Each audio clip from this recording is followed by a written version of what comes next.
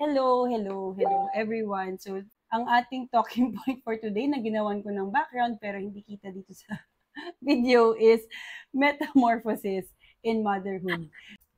Ayun nga, bakit metamorphosis in motherhood? Kasi I see a lot of content. Laging sinasabi na I wish I was warned about this, about loss of identity because of motherhood. Yung mga things na yon is something na our own mothers have never warned us about. Ikaw ba, IC? Sinabihan ka ba ng nanay mo na, Wala, mawawala walang ang nasabi. identity mo? May ganun palang stage, no? Yung pagka-loss ng identity. True.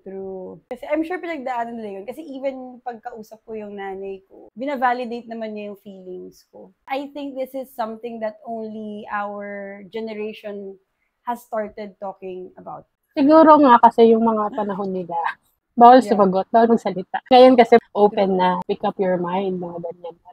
Ano yung biggest change na na-experience mo? Kung i-compare mo yung pre-motherhood mo sa motherhood, like change na nahirapan kang i-accept. Nung first pregnancy ko din, after 2 months, balik work na ako eh. So parang back to normal ako nun. Yung loss of identity, mas na-feel ko din talaga kasi siya nung sa second son ko. Hindi ko siya na-anticipate na may ganun nga. Kasi nga, dun sa first ko, parang hindi ko naman siya na-experience. Mas mahirap talaga yung stay-at-home mom kaysa yung sa mga nagwo-work. Yun ang aking napag-realize. Nag-start yung struggle ko talaga, pregnancy pa lang. Sobrang active ko kasi before. Obstacle sport. Diba, syempre kapag pregnant ka, ang daming bawal. Doon pa lang na-frustrate na ako. Yung parang nalimitahan ka sa mga bagay na kaya mong gawin. Doon ako nahirapan, yung letting go of my physical capabilities. Kaya ingit na ingit ako kay Iya Villana. Oo, diba? Diba? Parang wala lang, parang tumatay lang siya ng mga bata. Yung part ng identity ko na very active, yun yung nahirapan akong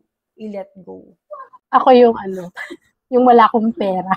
Kasi nga nag-stop ako mag-work. Ano naman yung biggest self-discovery na discover natin? Something na hindi mo alam sa sarili mo, tapos akaya ko pala yun. Kapag nanay ka talaga, mapupush ka beyond your limits. Para lang siyang pag-exercise na. Kasi if you keep working within your comfort zone, hindi na magde-develop muscles mo. Kailangan every day, you have to exceed that one point. At saka pagka nanay ka, bawal ka naman mag-quit. Exactly. Parang, kasi yung analogy mo sa gym. Kasi pwede, ayoko na. Pero ito parang, hindi pwedeng ayaw mo na. Dahil nga, hindi tayo pwede mag-quit. We can only get better. Parang lagi ko sasabi na, okay yan, okay maging nanay. Parang masaya. Nung una, yung perspective ko sa ganun na parang, masaya. Takti ang hirap kaya. Pero, na-realize ko, they're really coming from that point na nakita nila yung benefits. Kaya nga tawag doon is birth pains. Literally, we are going through the birth pains even after giving birth. Kasi tayo rin mismo, pinapanganak natin yung bagong tayo. Oh, maganda yun. Diba? Pero at the end of the day, binless tayo niyan eh, na maging mother. Kasi there are people na who wants to become a mother. Pero, hindi sila in-answer ni Lord, ganyan. Saka knowing na, di ba, wala namang ibibigay si Lord na hindi mo kaya. Kaya, bawal mag-quit. Laban lang. Although hindi perfect, maraming lapses. Pero, hindi naman hinahanap ng mga anak natin yung perfect na nanay. Minsan, hard lang din talaga tayo sa self natin. Na social media and everything. Parang, bakit sila kaya yun? Tapos ako parang hindi ko kaya. Pero, yung totoo, yung anak natin, hindi naman nila tinitignan yung nanay ng iba. Tayo lang naman yung tinitignan nilang nanay. Like ito, ako lang naman tinitignan niya ngayon na naglalaro siya, ganyan. Wala namang perfect to begin with. Pero ang pinakagusto ko sa karamihan ng generation natin of parents is how much they are really trying to be better than the previous generation. Ganun lang naman per generation eh. Like, even our parents naman. Nag-i-improve. Oo, I'm sure ang laki rin ng pinagbago ng parenting nila as compared to yung lolo-lola, ganyan. Ang only difference lang, I think, with our generation is mas equipped na tayo with information and community. Pero dati kasi, merong toxic culture yung parents na nagko-compare ng anak, o yung anak ko, honor, yung anak ko, ganyan-ganyan. Tapos magbabakstaban pa na, ay, ba't ganyan yung pagpapalaki niya sa anak niya? Parang buti lang ako. Parang ganun. Mayroon akong coach na nakausap na before kasi nung tayo yung mga bata, puro ACADS lang. Kaya yun yung ikino-compare ng mga magulang. Ngayon, may multiple intelligence na not everyone is good in academics. Baka siya good naman in sports. Parang ganun na yung generation ngayon, which is good. Hindi na lang din siya puro grades. Lumaki kasi kami na OFW yung mommy ko. Kaya parang talaga nakastick tayo sa being present. Una kasi nga, wala na silang tatay. Malaki rin yung effect nun sa amin habang lumalaki kami na yung mom lang namin is wala dito. So, laki kasi kami lola, tito, tita. Ang nakita ko yung difference ng kami na magkakapatid versus dun sa yung husband, yung sa family ng husband ko na oo, meron sila yung parang gipit, pero buo sila. Kami parang, okay, parang nakakaluwag-luwag, pero parang may gap. Ngayon na mommy na ako, na parent na ako, dapat ako present ako sa anak ko. Kasi nga na-experience ko yung hindi present yung parent eh. Although, pag nag-uusap naman kami mga magkakapatid, na ano naman namin na, okay naman kaming napalaki ng mga lola at lolo ko, ng mga tito at tita ko. Pero syempre, parent is a parent. Parang a mother is a mother. Parang gano'n. Iba pa din. Yung self-discovery ko sa sarili ko na I thought never ko magagawa nung pre-motherhood is I hate kids. Hindi ako... talaga? Oh, ako yung type na iritang-irita ako sa mga umiiyak. Parang, ano ba yan? Kontrolin nyo nga yung anak nyo. Parang ganun. Nare-realize ko nga ngayon na napaka inconsiderate. Kasi hindi, di ba? Parang bata siya eh. Di ba? Parang hindi mo naman, hindi, it's not as simple as patigilin mo yung umiyak. Ganyan. So anyway, so hindi nga mahilig sa bata. I guess it also, it stems from my lack of patience. So yung patience ko talaga yung naramdaman kong biglang gumanon nung naging nanay ako. I guess it goes with, dahil mahal ko yung anak ko at anak ko yun. Tapos all of a sudden, nung nagkaroon ako ng anak, parang na-appreciate ko na lahat ng bata. Nagkakaroon ako ng empathy para dun sa mga kahit bata na hindi ko anak. Dahil nga, dun sa sarili ko anak. And siguro kasama na rin na nag-research ako ng research kung paano nagde-develop ang isang bata. Nagkakaroon ako ng awareness na, ano pala, kapag pala ganitong age, talagang magte-test siya ng boundaries mo, magsisay siya ng no, yung magpapasaway siya, ganyan-ganyan. Never ko naisip Time out na... lang Sige, sorry na, Pel. Time out lang. Hangin ko lang ito. Later po. Nagalit siya. Speaking of patience. Hindi talaga ako patient, promise. Yun naman yung madaming husband ko. Kaya yan, dinidiscover pa natin yan. Akala ko nung una, between the two of us ng asawa ko yung magiging mas patient eh. Pero, na-outpatient ko siya. Competitive. Nalagpasan mo yung pagiging patient niya. Labo na outpatient. Para ako papa-lab test. Parang nasa ospital. Yun nga eh. Paano natin binabalanse yung past and present na identities natin? Na ako rin, to be honest, lalo na nung bago pa lang, nag-struggle din talaga ako doon. Kasi akala ko, nung simula, kapag nanay na ako, nanay lang ako. Isa yun sa mga things na kaya ako nagdaan ng depression because I felt na hindi na ako pwedeng magkaroon ng sarili. Na wala na yung dating Fel. Exactly. Tsaka yung hindi na ako pwedeng magkaroon ng sarili kong pangarap, sarili kong goals, parang nandito na lang talaga ako for the sake of tending to my child.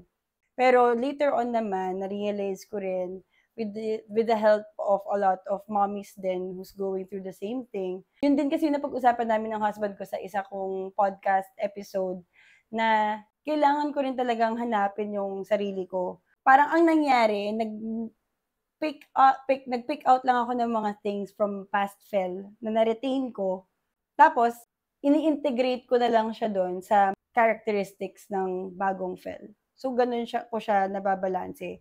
But at the same time, kailangan ko rin talagang tanggapin na there's a lot of things in the past Fel na hindi ko na madadala ngayon sa journey ko. Parang baggage na siya eh. Yeah. Hindi porket nanay ka na lang. Yun nga, sa second, sa second son ko na yan. Kasi nga, bigla akong na-restrict na not lang dahil sa COVID, pero ayun, na parang yung ang tagal-tagal mong ginagawa na sanay ka na you earn money for yourself, parang ganyan, you can do anything you want to do, yung mga ganyan, diba? Tapos ito parang wala kang choice but to stay at home. Parang nawala kasi talaga ako noon. Nung napunta ako sa insurance industry, ang pinaka-mantra ko talaga is, you cannot give what you do not have. Hindi naman ibig sabihin na hindi ko mahal yung mga anak ko. Mahal ko sila, pero I cannot give my best kung alam kong lacking ako for myself. Especially ngayon na I'm lacking more of myself, parang ganyan. Pero ang pinakaano doon is yung acceptance din na every day is not a perfect day. Hindi sa lahat ng panahon is mababalance mo siya, yung balancing career and parenting. May mga instances na mas mafo-focus ka sa career mo, and meron din mga instances na you have to let go of thinking your work because you need to focus sa ano mo.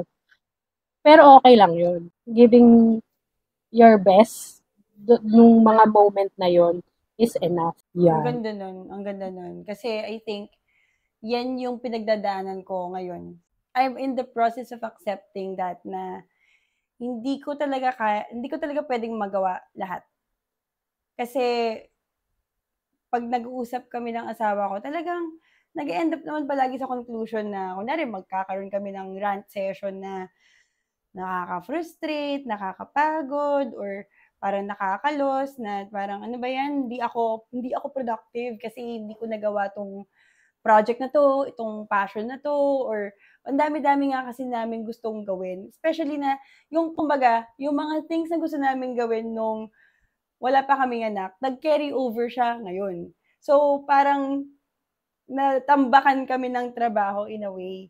Pero ngayon kasi, kailangan na nga talagang mag-trim ng fat. We had so much more time, energy, and other resources, including money.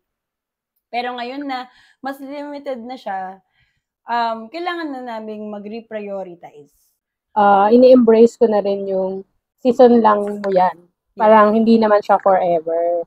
Ayan. Kasi nga sabi nila, 'di ba? Paglipas ng panahon, makita mo hindi na clingy yung anak mo, which is parang nakakasad pag-iisipin mo yun. So parang sige na nga, okay na nga kahit magulo yung bahay for now. Yeah. Parang gano'n, 'di ba? Yeah. Kasi kung isipin mo nga, dapat i-cherish mo yung moment ng now pala kasi eventually it will pass. Matetest din talaga yung natin, patience. Pero yun nga, yun yung gusto kong pag-usapan next is about yung self-regulation. So, self-regulation is, diba, yung nire-regulate mo yung sarili mong emotions para hindi mo mapagbuntunan yung anak mo. Ngayon, it's a really, like, ang ganda ng concept nun. But it's so hard to do. Hard, oo. Correct. Almost impossible if you would think about it. Kasi tao lang tayo, and especially na bata pa lang mga anak natin, basically parang hindi pa talaga natin siya na ma-master. Tapos lalo na ngayon, dahil nga bata pa yung mga anak natin, sila talaga yung nag-test talaga ng limits natin. Pero, for me kasi, yung self-regulation, yes, we can always keep on trying to achieve that. But we need to be kind to ourselves also, na we need to acknowledge na tao lang tayo. Pero ano bang gagawin natin kapag kunwari na pagtaasan natin ng boses yung anak natin, ganyan, or na-express natin yung stress. Parang kayo na, yung kinuwento ko na oh my God ako, ganun. Ngayon, syempre, yung anak ko, 1-year-old pa lang, so hindi pa naman niya masyadong, parang for her, joke lang yon. Ginaya niya lang ako, nakakatawa lang. Pero syempre, magkakaroon niya ng impact, lalo na kapag nagkakaroon na sila ng, ano tawag doon? Mangmang? Hindi mangmang eh. Muwang. Isip. Muwang. Yeah. Muwang, bobo pala. Kapag nagkaroon na nga ng muwang yung mga yan, I think it's a matter of communicating to them. Kunyari, after ng incident, ako parang, yun yung bala ko gawin, at least for my kid, na gusto ko pa rin siya i-communicate, na i-layout ko yung cards sa table na, okay, ito yung nangyari, ito yung nag-trigger sa akin, I am accountable sa naging reaction ko, and hindi ko siya minimin, blah, blah, blah. Parang i-debrief mo kung ano nangyari. Kasi, from my experience sa parents ko before, is they have the tendency to like, patay-mali siya na lang. Yung, kunwari, may nangyari. Walang ganun noon. Yun na nga. Walang ganun noon. Yun na nga. So, yun yung parang, kumbaga, yun yung cycle na gusto ko i-break. Sobrang mahal na mahal ko yung parents ko. As in, wala akong masabi sa paano nila kami binuhay, paano nila kami rinaise. Pipick up lang ako ng mga things na I think I can improve. Not to like sumbat naman na kayo, ganyan. Parang ganun. So anyway, parang, yun nga, parang na-pick up ko lang na parang they have the tendency to do that na patay-mali siya na lang na, kunyari, magalit sila or what about things na I didn't understand. Kunyari, as simple as, 4 kami magkakapatid ng time na yun. May isa sa amin di nakapagsaing. Yung papa ko, pagdating sa bahay, pagod siya from work, yan. Yung gutom na gutom siya, tas nagalit siya, walang kanin. So, that time, syempre, as a kid, hindi ko siya naiintindihan. I just felt really bad and I felt na parang wala akong kwenta. Na those are things na nare-realize ko ngayon na possible din ma-feel ng anak ko kapag napagbubuntunan ko siya ng misplaced na galit. Ganon. So, looking back, hindi ko naman alam kung ano pinagdaanan niya sa work eh. Diba? I'm sure marami siya pinagdaanan. And I'm sure not just sa work, but also ako na, yun na na-experience na namin first hand yung nagkakagipitan na ng pera, walang income, or pagod na pagod ka, tapos parang may kaaway ka pa sa trabaho, ganyan, whatever. So, may mga ganong layers na minsan, ang feeling ko lang before is ina-underestimate din ng mga grown-ups yung capacity or capability ng mga bata na intindihin yung mga ganong bagay if they could just explain it. Pero ng time na yun, dahil they feel like hindi maintindihan ng bata, they'd prefer na wag nilang pag-usapan ever. So, hindi rin nagkaroon ng chance yung bata na i-process kung ano nangyari. And that it's not their fault. Kunyari, napapagalitan ko yung anak ko. Parang, syempre, di ba, minsan, na ano ka ng emosyon mo, naggalit ka, ganyan. Tapos, after mo magalit, saka ka na, mali yun eh. Umuwi ka, mami. Parang, dapat din, parang nanonormalize yung pag-say ng sorry. Yes. Kasi parang, di ba, sa atin nila yung nakikita. So, pag, i-ano lang natin na, wala na, chupin na lang yung issue. Kaya, hindi sila man natututo to say sorry. Yun talaga yung realization na parang they absorb more kasi what they see sa ating mga magulang. Kaya parang di ba nakaka-pressure din? Yeah. Parang ganyan.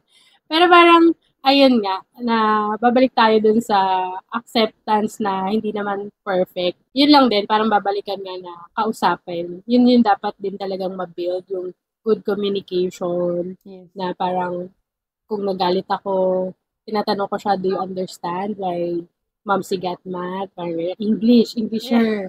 Yeah. Ang hirap, no? Ang hirap na nga may explain ng pinagdaanan mo sa terms ng bata. Tapos i-Englishin mo pa.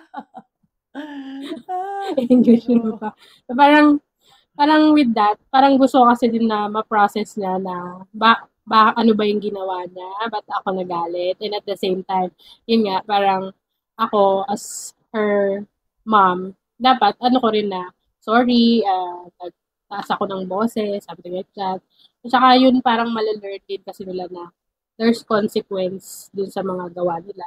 Gaya yun, nalimutan yung magsaing. Alang kanin, nagalit ulit yung papa. Parang ganun. Parang True. unti-unti, parang yun nga, yung process, yung napaprocess. Kasi pagka parang hindi na pinansin, kaya tandang-tanda mo eh.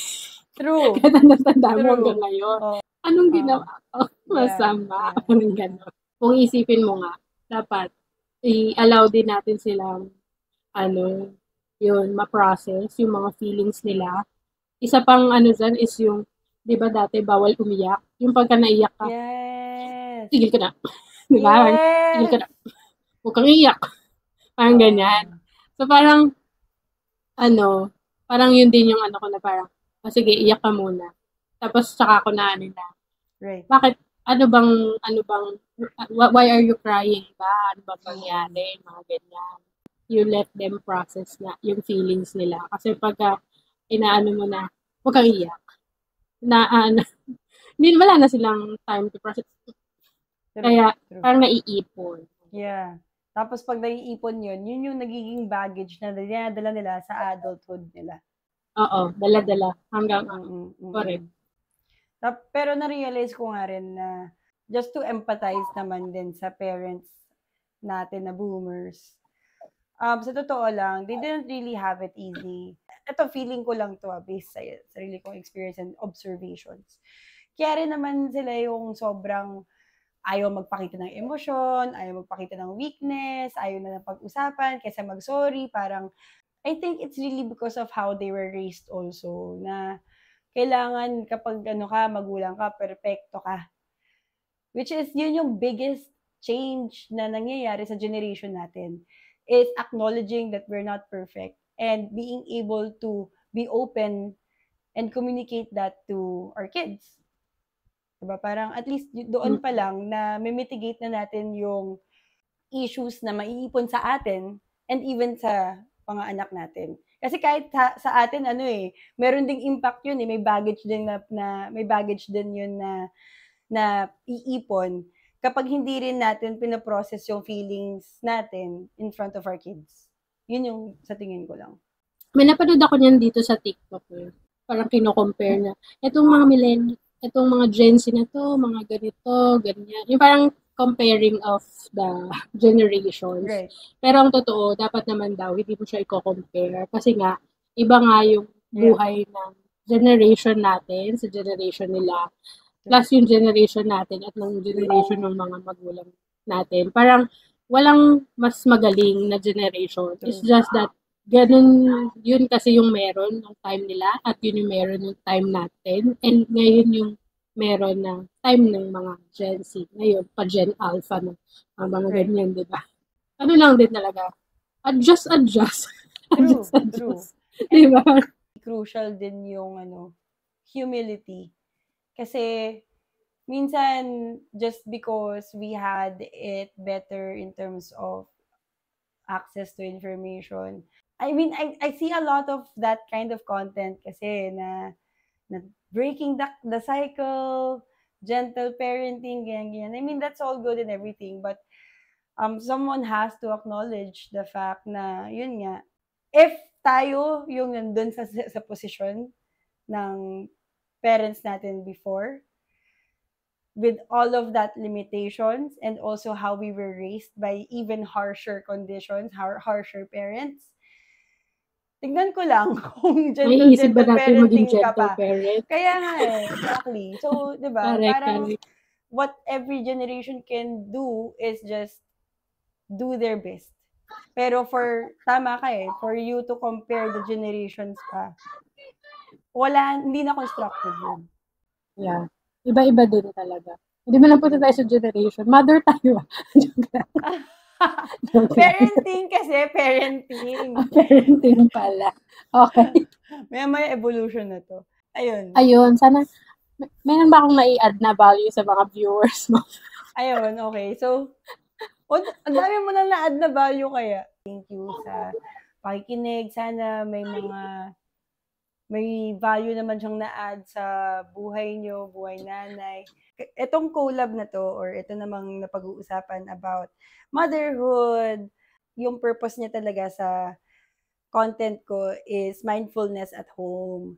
So, naniniwala kasi ako na kapag mindful ang mothers, mas magkakaroon ng harmony sa bahay. Yun lang naman. As above, so below. FYI. FYI. Yeah, very good. Thank you so much. Sige. Bye. Bye! FYI.